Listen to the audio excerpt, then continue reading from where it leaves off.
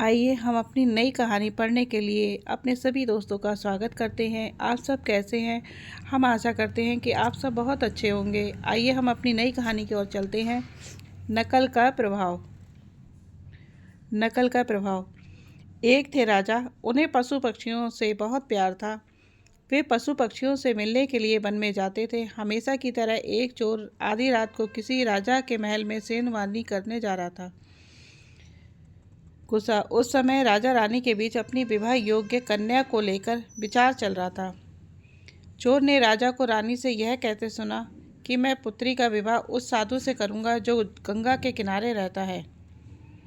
चोर ने सोचा कि यह अच्छा अवसर है, कल मैं भगवा पहनकर साधुओं के बीच चला जाऊंगा। संभव है राजकुमारी का विवाह मेरे साथ ही हो जाए।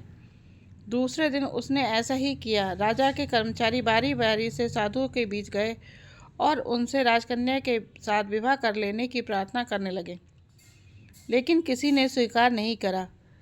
वे इस चोर साधु के पास भी गए, वही प्रार्थना भी उससे करने लगे। चोर ने सोचा कि एकदम प्रस्ताव स्वीकार कर लेने से संदेह उत्पन्न हो सकता है, इसलिए उसने असमंजस की स्थिति का नाटक किया, साथ विवाह करने का अनुरोध किया। राजा के स्वयं आने से चोर दंग रह गया और उसका हृदय एकदम परिवर्तित हो गया। उसने सोचा, अभी तो केवल सन्यासी के कपड़े पहनने का यह परिणाम हुआ कि इतना बड़ा राजा मुझसे मिलने स्वयं आया है। यदि वास्तव में सच्चा सन्यासी बन जाऊं तो न मालूम आगे कैसे कैसे अच्छे परिणाम देखने को मिलेंगे। इन विचार और घटनाओं से उसके मन में एक अच्छा प्रभाव पड़ा। उसने राजकुमारी से विवाह करना एकदम अस्वीकार कर दिया और उस दिन से वह एक सच्चा साधु बनने का प्रयास करने लगा। वह आगे चलकर बहुत ही अच्छा पहुंचा हुआ संत बना।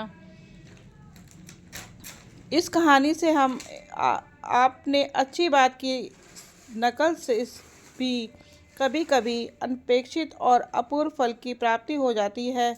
अतः हमें किसी से भी अच्छाई ग्रहण करने में कभी भी संकोच नहीं करना चाहिए। धन्यवाद। हम आशा करते हैं कि आपको हमारी ये कहानी बहुत अच्छी लगी होगी।